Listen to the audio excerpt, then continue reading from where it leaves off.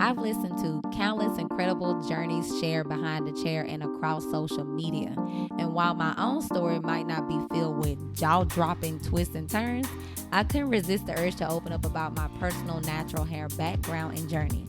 I've been fortunate enough to always have great hairstylists by my side. While I've had my share of salon experiences, and there have been a few hairstyles that didn't quite hit the mark, I've managed to steer clear of any major hair catastrophes. But that's precisely what makes my story worth sharing. It's a story of consistently choosing the right hairstylist, a tale of not so dramatic moments, and a few hairstyles that I may not have adored, but were far from disastrous. It's about my journey to becoming the hairstylist I am today, rooted in a belief that even in the everyday, there are lessons, insights, and a lot of love for natural hair. So as we venture into this podcast, it's not just about the stories, it's about the essence of who I am as a hairstylist, my passion for natural hair, and the wisdom I've gained along the way. I invite you to join me on this intimate and personal exploration. Let's dive in. When I was a little girl, I for sure had my preferences on who I preferred to comb my hair when it came to my grandma and my mama. And it was definitely my mama. My grandma, love her to death, but she wasn't in tune with the latest trends of styling kinky hair. I would always end up with these old-fashioned plaits from the 60s. My mama, of course, was. Plus, she also naturally had the ability to do hair, period. I just remember her always saying to me, "You have the hardest part in hair," meaning it was hard to create straight lines in my scalp. Now that I do hair, I know exactly what she means. But what I loved most about my grandma and mama was their ability to take care of my hair and keep the integrity in good shape. Now, grandma had that in the bag. Their hair care regimen for me and my siblings was simple. They dabbed in a few different brands of shampoos and conditioners such as Suave, VO5, Isoplus. There were more, but those were the ones I really recall. After shampooing and conditioning, they would grease my hair and scalp with Blue Magic or B&B while it was still wet, plait in about 6 to 7 braids, and tie it up. My hair has zero issues with growing and maintaining length, and the integrity was in great shape, contrary to what most say about Blue Magic.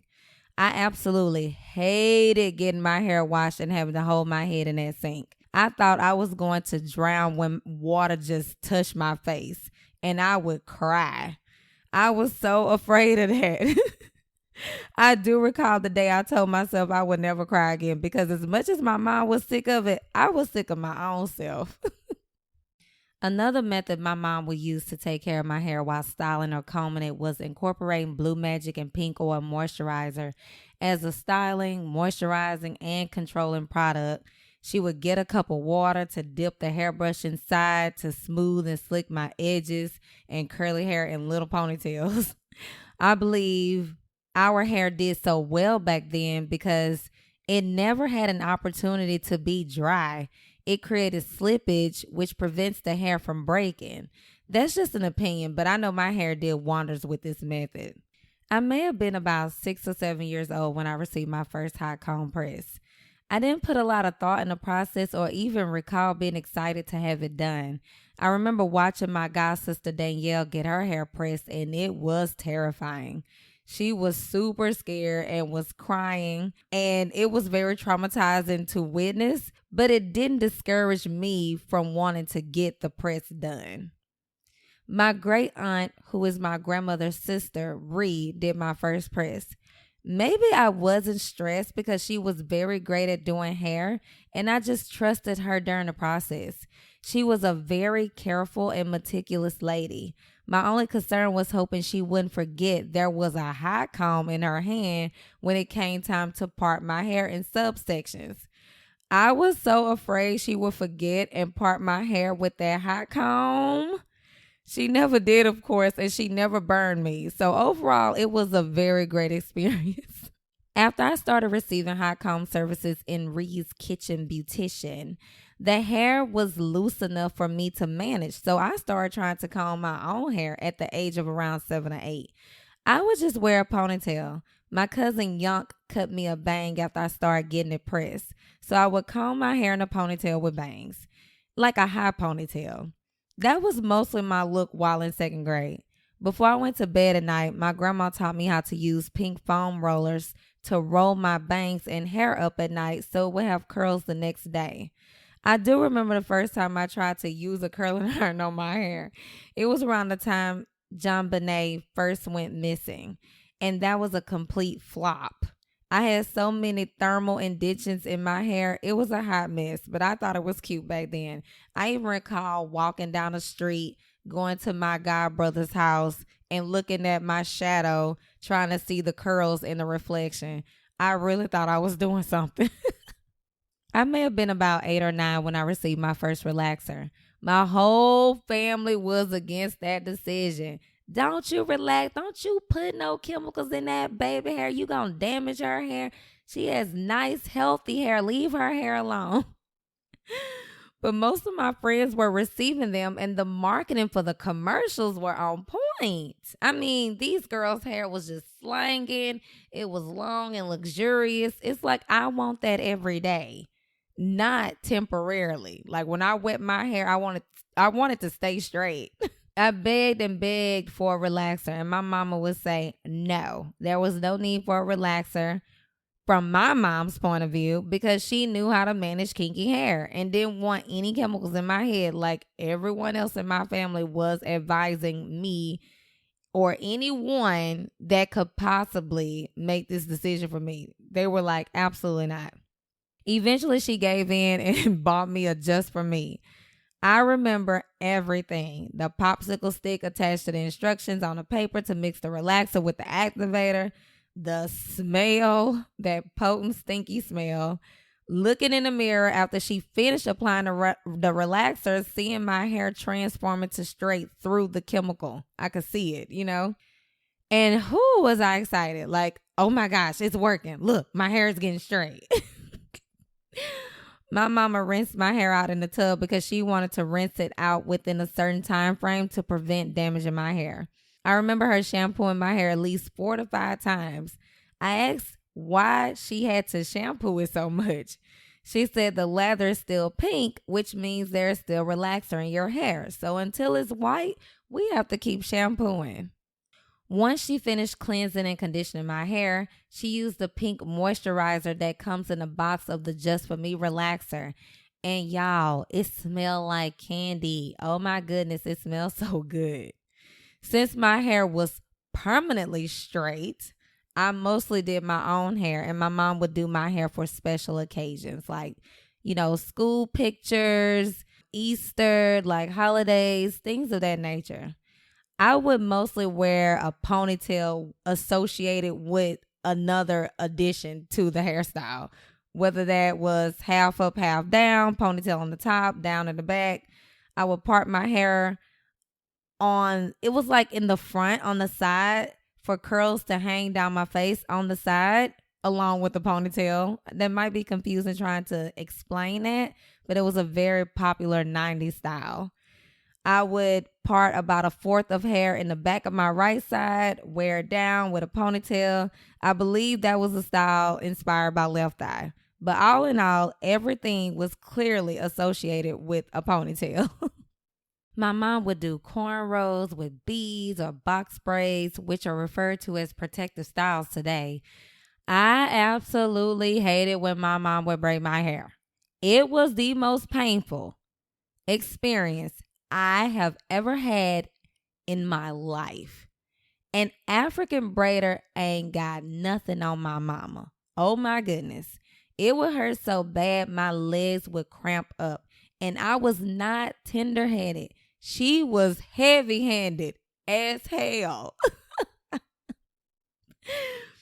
My mama was so heavy-handed that this lady who was like every little black girl's second mom by the name of Willie Mae, who was also very great at doing hair and worked at the school, would make it her business to find me and loosen my ponytails because my mama would comb my hair so damn tight that my scalp would ripple up.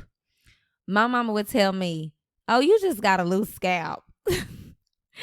I thought that was an excuse, but didn't realize that was truly a thing when I started doing hair.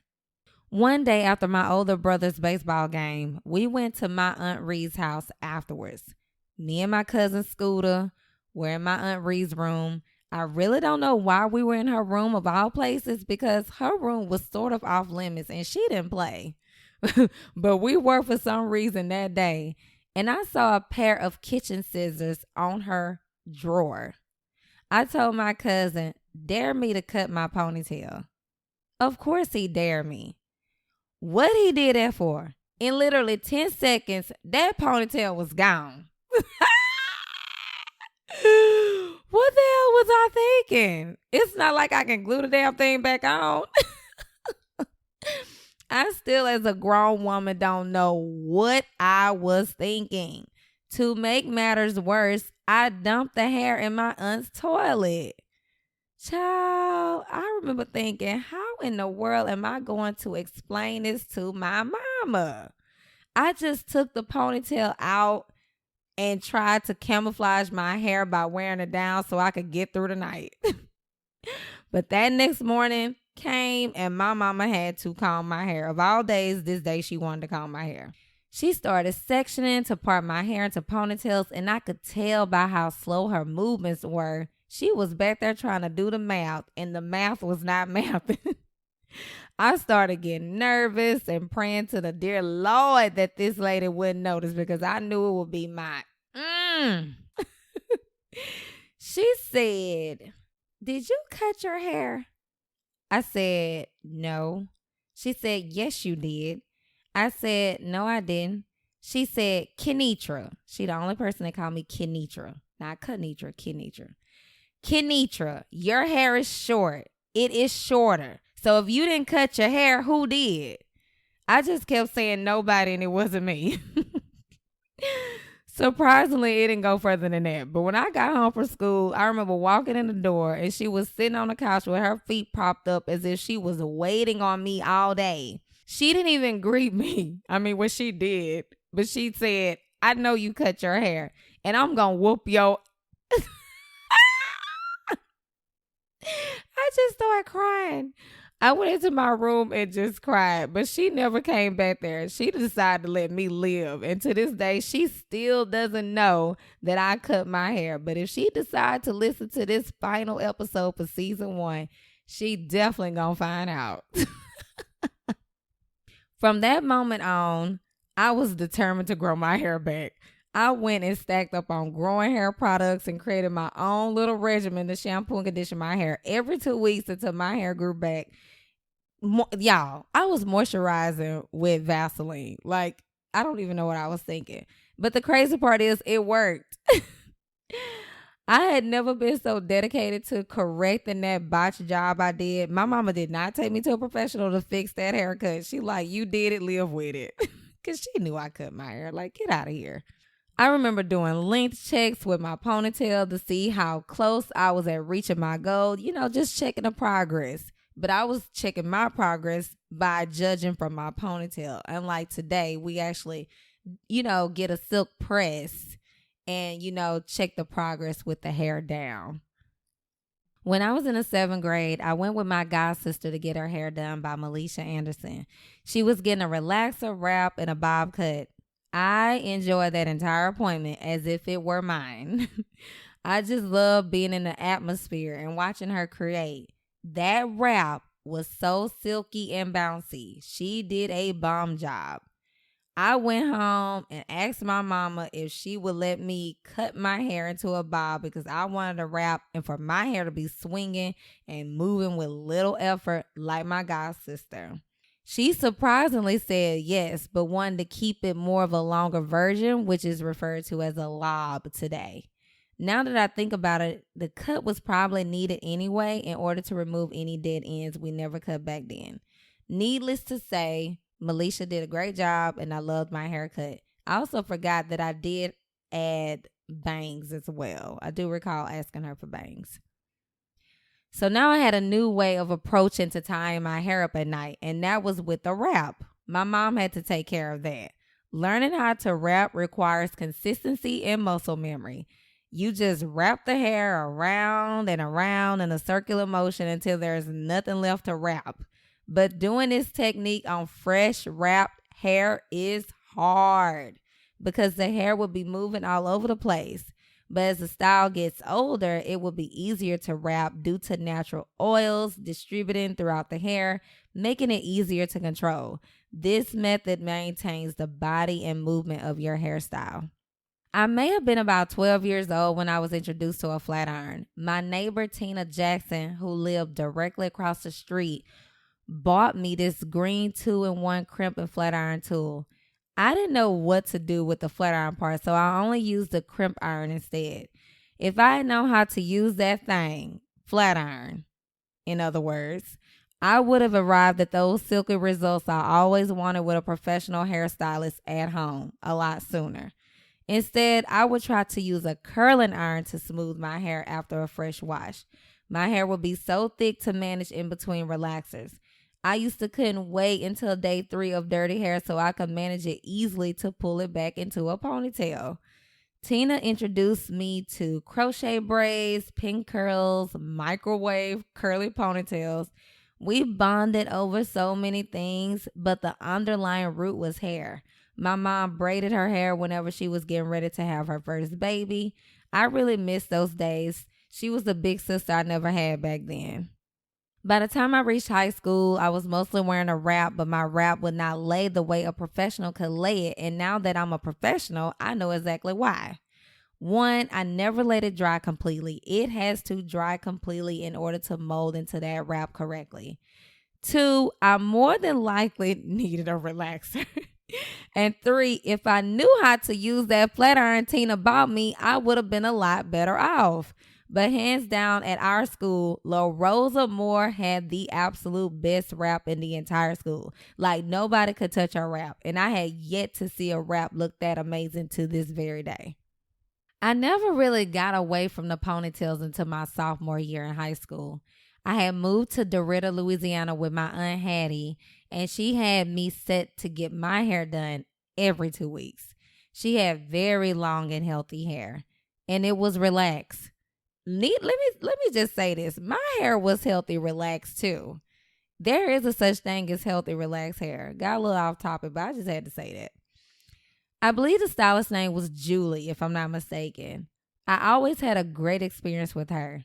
I remember sitting at the salon in a dryer chair while my aunt was getting her hair done, reading the instructions on the wall on how to correctly apply a Dudley's relaxer.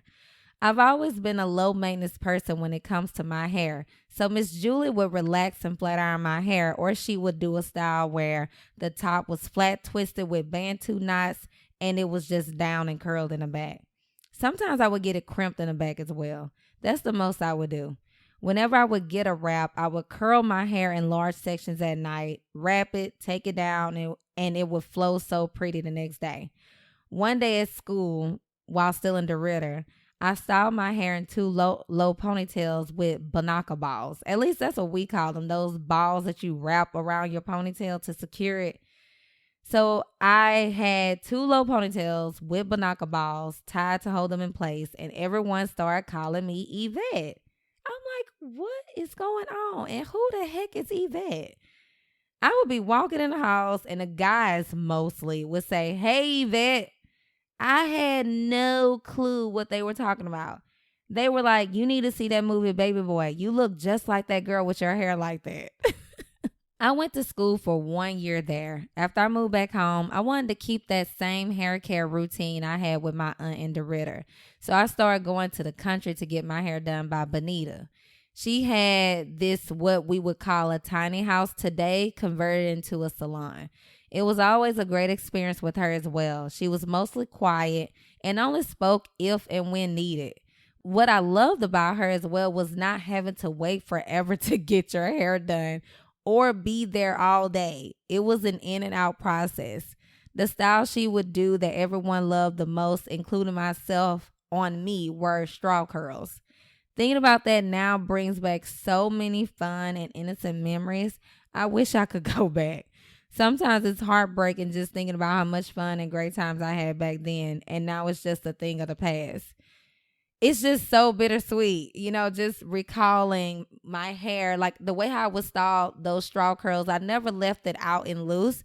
I would always, do like a half up, half down and split the top in two little ponytails. So I would have like two ponytails at the top and then it'll be down in the back.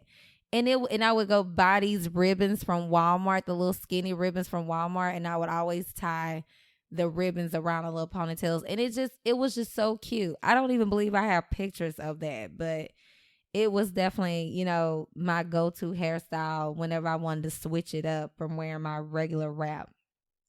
But yeah, she did my hair for prom in a beautiful updo, exactly the way I wanted. Overall, she was a great hairstylist as well, like superior for sure. By this time, I had mastered the flat iron, okay? Forgot to bring that up. When I wasn't seeing Bonita, I would wash and condition my hair, blow dry, and divide my hair into 6 sessions and put dew grow on my scalp after I would flat iron it. It never weighed my hair down and made it greasy. And it would have more body and movement to it than a fresh wrap. The key here was minimal products, which a lot of us hadn't discovered back then.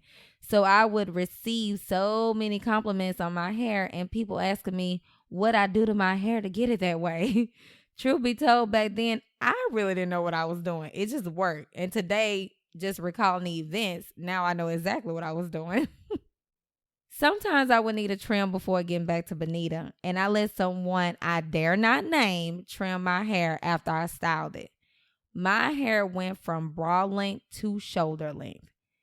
Oh my gosh, was I mad. I knew I did not need that much haircut because I was a consistent client with Bonita and she took care of that.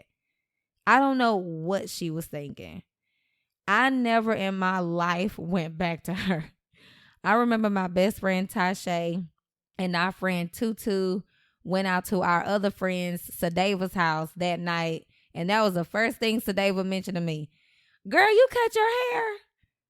Oh my goodness, I was devastated because you're just hoping people don't notice. Because you like, if people don't notice, maybe it's not a drastic cut that like I think it is. But when I went back to school, everyone was wondering, why you cut your hair? And I had to explain the same story to everyone about what happened. But no one was more upset than my mama.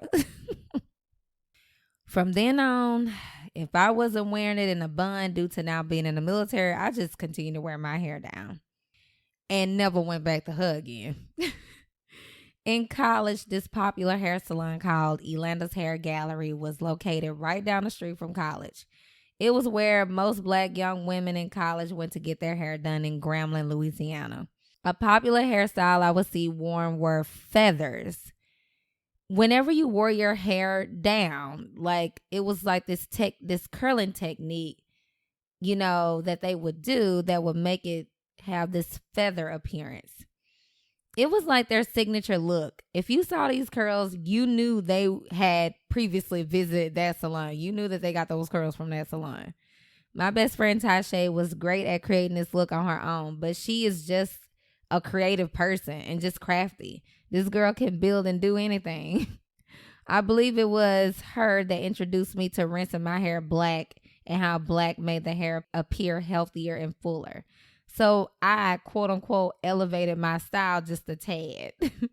I would go to Kinetra at Elanda's Hair Gallery to get my hair relaxed and rinse black while in college. That was literally my go-to. One day, Kinetra wasn't available to do my hair, so I went to someone else to receive the same services. I don't know what happened at the service, but my hair became dry and brittle and started breaking off slowly after about a week. My hair was just unmanageable and unruly and dry. I couldn't do anything with it. No amount of product would maintain it at all. Looking back, I definitely know my hair was chemically damaged. I don't know if she used a permanent hair color all over, because you can retouch the new growth, but you cannot touch relaxed hair with color. It would definitely, break off. And I don't really know, but whatever it was, my hair could not handle it. I know it was nothing that Kanisha used to do because we never experienced any breakage during our salon visits, but I know my hair just broke off more and more afterwards. I don't know if y'all have ever tried to style chemically damaged hair, but it is the most frustrating experience ever. You have these short, brittle pieces all around the perimeter of your hair that won't lie down and just want to stick up. I couldn't reapply relaxer to chemically damaged hair, and heat wouldn't solve the issue either. Damaged hair doesn't respond to anything. I didn't know what to do. I had this friend named Crystal in college that I met while working at Walmart who was really great at hair care. She introduced me to Alpha-G protein treatments. While working at Walmart, it was this white lady who was great at haircuts, specifically bobs. I don't remember her name. So I scheduled an appointment with her and started doing Alpha-G treatments every 6 to 8 weeks after that. I started doing my own hair because I was just a little traumatized. I had never had that to happen before. I believe I got braids to just skip some of the growing back process, but nothing else. This traumatic experience made it hard for me to do color on relaxed clients after this once I got my license to do hair.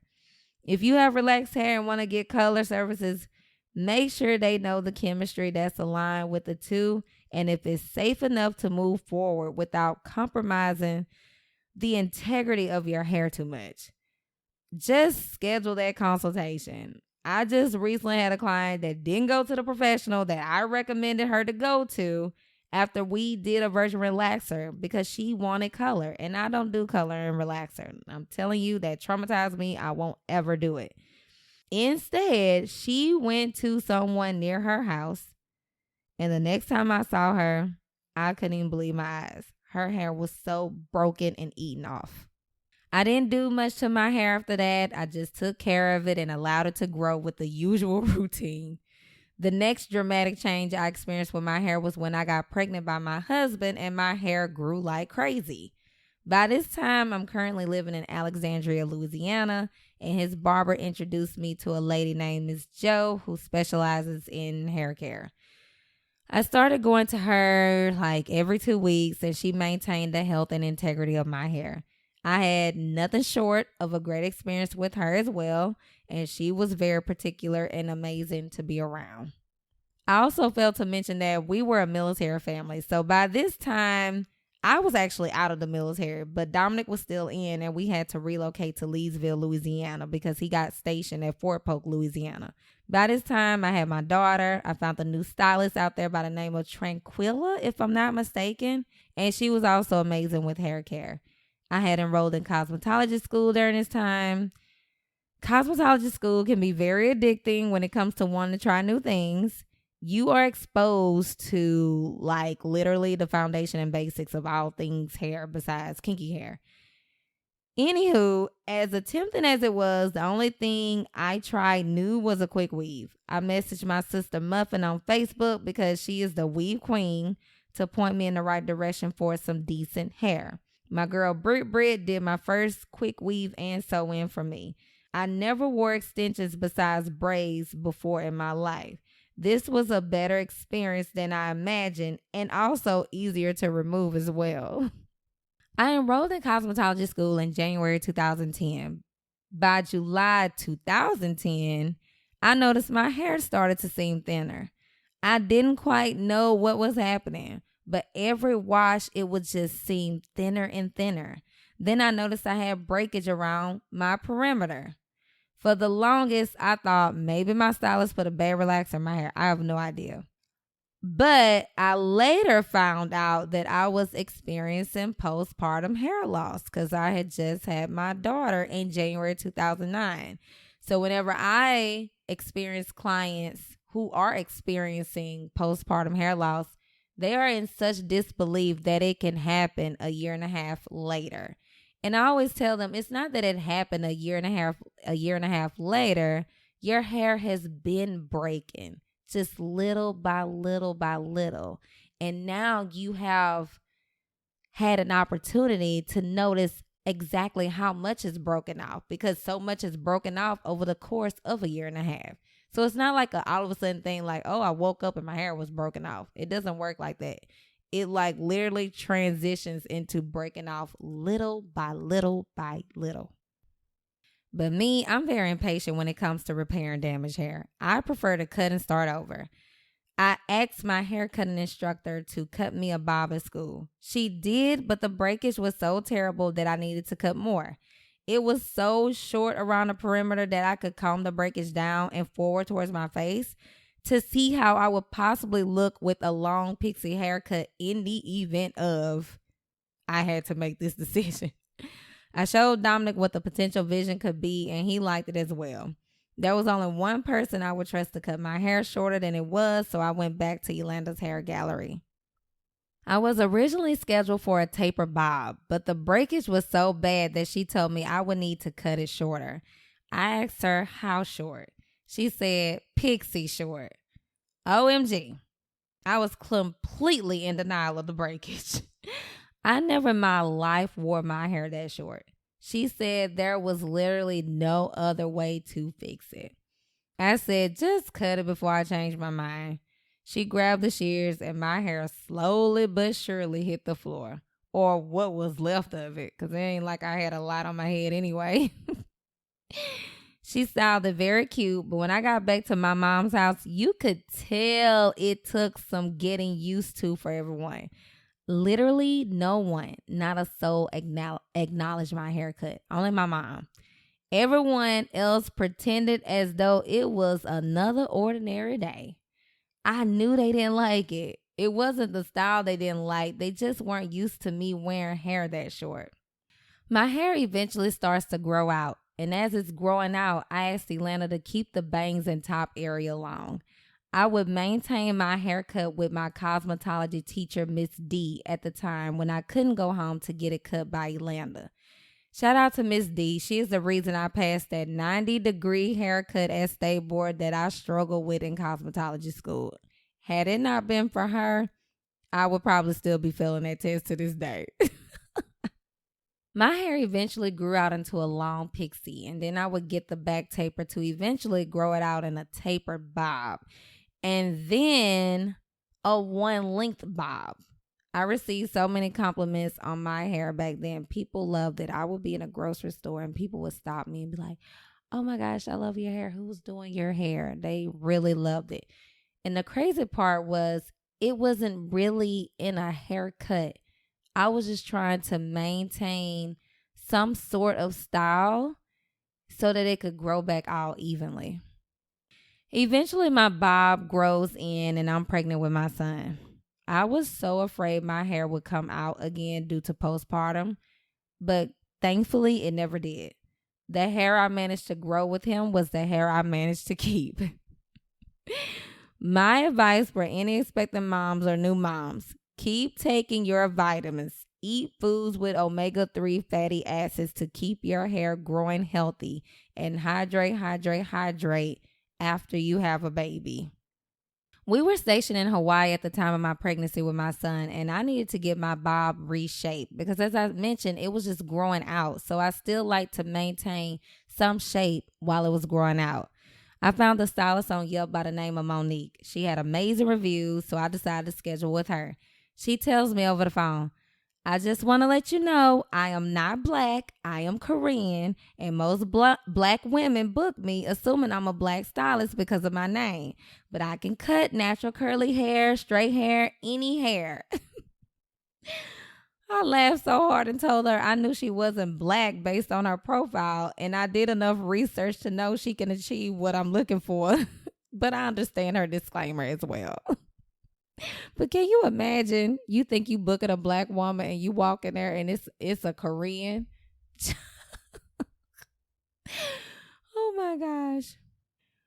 Y'all, Monique is hands down to this day the best behind the chair experience I have ever had. She set the standard for me for whenever I was ready to branch out on my own. She provided one-on-one experiences, started on time, great conversation, great shampoo service. My haircut was great. I mean, just the all around stylist. She inspired me in so many ways to be the hairstylist I am today. Like, seriously. She was always polished and dressed nicely. She was the bomb, honey. We did have a little mishap at my last appointment with her. I noticed my hair was very limp and thin after the haircut, and I couldn't understand what the problem was. I contacted her to let her know. She stated it could be the weather because it was so moist outside, but I told her I hadn't been outside since I left her. She asked me to come in so she could check it out. I never made it down there. We lived close to the North Shore, which is like northern. She was in Honolulu, which was more southern, the southern part of Oahu. I just didn't feel like fighting through all the traffic and parking to address the concern. Instead, I reached out to Sam Vila, not really expecting a response. And if you are familiar with Sam Vila, you will know why I said that. But he or a representative responded. They told me it sounds like she removed too much weight in your hair. That was exactly it. It made sense why she would thin certain parts out of my hair because I wanted it to lay a certain way with little effort. And removing weight can help you control it more. I never requested that again. I had to start over again with another hair care routine to thicken it back up. All in all, it wasn't Monique's problem. I requested something, she delivered, but I wasn't just expecting those results. Another stylist I was very impressed with in Hawaii was Ebony Henderson. She gave me a bomb silk press and a weave installation while I was there. She is a stylist who produces nothing short of quality work and effort. She was also very amazing. Check her out on Instagram at Mia Moore Styles. We moved to Virginia, and by this time, I decided to see how long I could go without getting a relaxer. I was thinking about transitioning. I tried to find someone in the area who could do braids, and I found someone in D.C. On my appointment day, she's running an hour and a half late.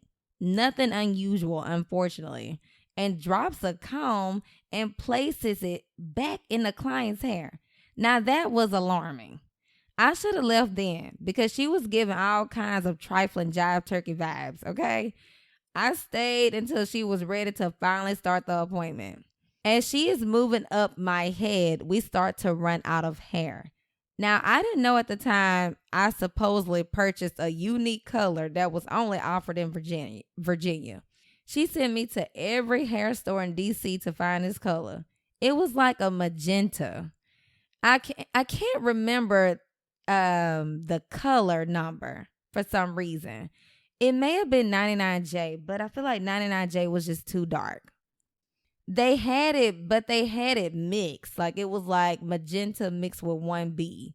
And I didn't want to mix, especially if half of my head was one color. And it's not like she divided it evenly to make it make sense if I decided to move forward with the mixed color. I couldn't find this color anywhere in DC, so I headed back to the salon. She said I can come back tomorrow to finish the appointment. Listen, this is so embarrassing to admit, but it happened, so I must tell you all the stupid things I did. I paid her in cash, in full. I guess in my head I was thinking if I pay her, she would know I'm someone she could trust to coming back and finishing the project because I didn't want her to think, oh, she got half her hair done. She could find someone else to finish it and I didn't get paid. But it should have been the other way around, honestly. She should have been more open to the exact opposite is how I feel. Because she definitely was no one that I could trust, obviously. I mean, I can understand giving her a portion, but not the full amount. You can guess what happened next. This heifer, yes, she's a heifer, did not show up for our appointment the next day. She was having car trouble. I'm right around the corner. I'm 5 minutes away. Just kept lying. I couldn't believe someone could be so unethical in all areas. I mean, you dropped the comb on your dirty floor and put it back in the client's hair. Just trifling. I should have ran in. This girl never showed. She said she could come to my house if I would pick her up from the train station. My thing is, if you can't make it down the street, why in the world would I believe you would make it to Virginia? I asked her to refund me a portion of the money back plus gas wasted. She told me no. We went back and forth until I was tired and gave up. What I learned from that experience is to run if a stylist will drop a comb on the floor and place it back in your hair without properly sanitizing it or switching it out for a new one. Never pay in cash and never pay in full for incomplete services, and do more online research in a new area besides Instagram when wanting hair services. Monique and Ebony would never. I decided to relax my hair after almost a year because I wanted braids to keep from relaxing it, but couldn't find anyone that could do them because we were in a new area. I instantly regretted it because I made that decision based on emotion and what I thought was convenient. I continued with relaxers for about another year and never went back after March 2016. My last relaxer was done by Nikita, who was a hairstylist that worked in the building with me. She did a great job as well. I decided to cut my straight ends off after 18 months post relaxer. Yes, I'm jumping ahead. I'm sorry, but I never received the relaxer after Nikita, so after that, I just started transitioning to curly hair. My daughter helped me, and it was one of the best and most memorable experiences ever. I told her to just cut the straight hair. She enjoyed having that level of control and freedom to do as well with my hair. Now, what was hard for me to do while wearing natural hair was wearing it without makeup. I don't wear makeup every day, hardly eat at all, honestly. But I needed a distraction to keep the focus off my hair. I wasn't completely confident. I was in my head for sure and knew during the time I was, but I just was so uncomfortable. The first day I wore it all out, I remember men complimenting me with my hair, and that felt great and made me feel as though I made the right decision. I just need to get out of my head. I received compliments all the time with it being straight, so that was nice to receive curly hair compliments, especially with it being new for me. I transitioned wearing hair extensions and eventually found a braider in Maryland named Faith, who was amazing. Before I found Faith, I tried another braider in the area. She was African, but her braids were so tight, I had to remove them the same night. I wasted $260, but it was unbearable. Faith was African as well, but her braids were never tight, and she always did a great job. After completely going natural, my go-to styles would just be twist outs and press only if I needed a haircut or trim. I would still get braids, but not weaves due to being afraid of causing heat damage to the leave out. I wasn't too hip to wearing closures at the time, so I was not ready for that dark side of the world. I wore my hair loose natural for about a year and a half and decided I wanted to try locks after we relocated to Texas. The only reason why I never wanted locks before was due to the hair care associated with it. You had some people advising you not to wash your hair and retwist over dirty hair with heavy products such as beeswax. Use spritz or gel to make it lock quicker if you have a softer texture. There was no way I was interested in getting locks if this was a part of the process. But I love them.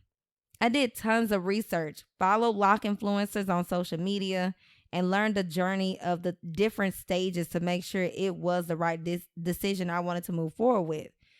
I learned you should shampoo your hair every other week, and you only need a pea size of lock wax, gel, or pomade to retwist each lock if you're going to use a product that dense.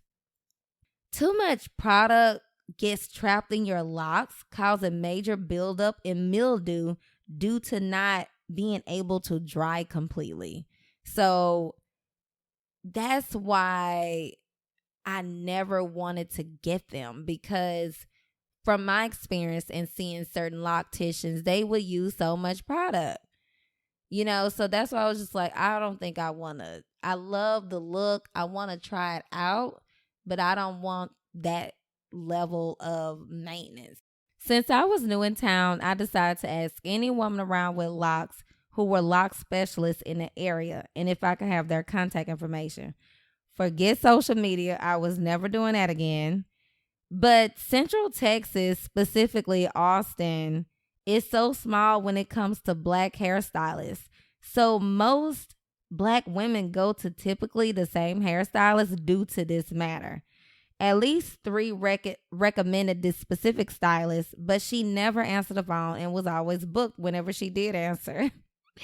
My son's teacher had locks, and she shared this loctician named Ladybug's information with me, and I scheduled an appointment with her. We consulted so she could understand my overall vision, and I was so happy she started my locks with 2-strand twists. The growing out process was easier to deal with. I loved my locks while they were maturing, but not so much as when they finally matured. I don't know. I like the frizzy boho look, and when they finally matured, they was just so neatly coiled, and I don't know. I like that carefree look that I had before they decided to grow up. I kept my locks for 2 years and 8 months before I combed them out. I also didn't care for the grid I chose, so that was another reason why I made that decision. Yes, you can comb locks out. You don't have to cut them. It took me 3 weeks to comb those locks out, but I was determined, and there was no way I was going to start my natural hair journey over. So those 3 weeks were well worth it. Y'all, my hair was waist length, but about 8 inches had to go because it was dead. After I removed all the locks, I went to my salon to shampoo and give it stringent hydration treatment.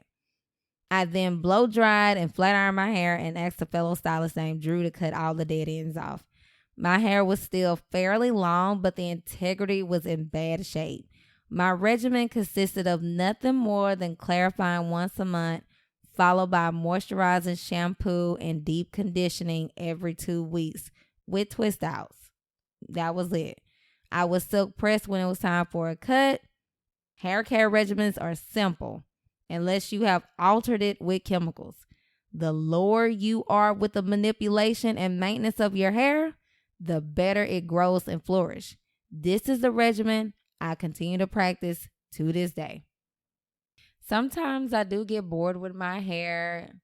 I do want to try different things. I was going to try a magenta rose gold color, but I'm so embedded with hair care being my top priority. And that's just based on the women that groomed me as a kid when it came to my hair, that I just can't do it. I just won't do it. Because although I would love to see myself in that style, I just know what that level of maintenance, not only when it comes to color, but hair care is associated with. And I'm a low maintenance person. So they don't align. You can't have a low maintenance person tap into a high maintenance hairstyle. I ain't doing it. I am very happy with the results I have today. I really love my hair. I have not ever had an unhealthy relationship or connection with my hair unless it was damaged. That's the only time I was so, disconnected from my hair, but still connected because I needed to and wanted to get it, the integrity back in shape. So still connected, but just frustrated and mad about it. I'm very thankful for my mom, my grandma, my great aunt, and all the salon professionals, whether great or bad. The good thing is I didn't have a lot of bad experiences. But regardless, I learned a lot from those experiences, and it groomed me into the professional I am today. I took little small bits and pieces from these professionals and also the women that groomed me, and it made me the stylist I am today. So I am very grateful. Closing season 1 has been an incredible journey, and I sincerely hope you found joy in the captivating stories shared by me and our special guests. The vulnerable conversations on the show aim to inspire and enlighten, and I trust you gleaned valuable insights. As we bid farewell to season 1, I'm excited to announce that season 2 is set to launch on December 1st. Be sure to mark your calendars. You won't want to miss the upcoming episodes. Thank you for being a part of our community, and I look forward to continuing this journey with you in the next season. If you enjoyed listening to this week's episode, please be sure to share with your family, friends, co-workers, anyone you think would benefit from listening to this show. Please be sure to subscribe, leave a rating or review, and let us know how much you enjoyed this week's podcast. If you would like to stay connected, you can follow me on Instagram at _hair_what-I'm-saying_. If you're a beautypreneur and you're looking for business tips and advice, specifically in business financials, you can follow me on Instagram at _TheVintageHipster_. Please subscribe to our mailing list at www.thevintagehipster.net. Until next time, thank you so much for your continued support. I'm truly grateful. Y'all stay blessed.